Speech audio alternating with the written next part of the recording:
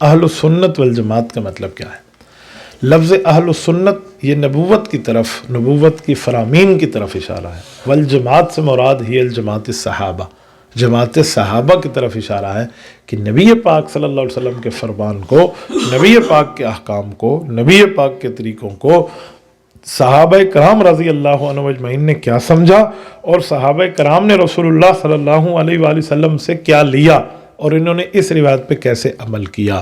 تو جیسے رسول اللہ صلی اللہ علیہ وآلہ وسلم نے فرمایا ویسے ہی صحابہ کرام نے کر کے دکھایا، تو اسی بات کو ماننے والے کا نام لیا جاتا ہے اہل السنہ والجماعہ۔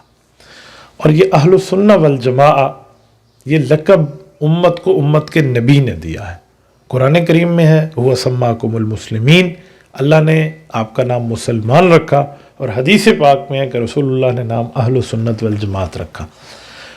یہ سورۃ نساء ہے، آیت نمبر 106 ہے، یوم تبیض وجوہ وتسود وجوہ، یہ آیت نازل ہوئی۔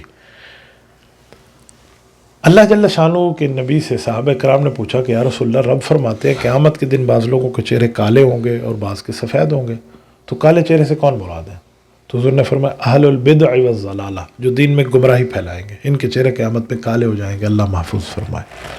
اور فرمایا سفید چہروں والوں سے کون مراد ہے؟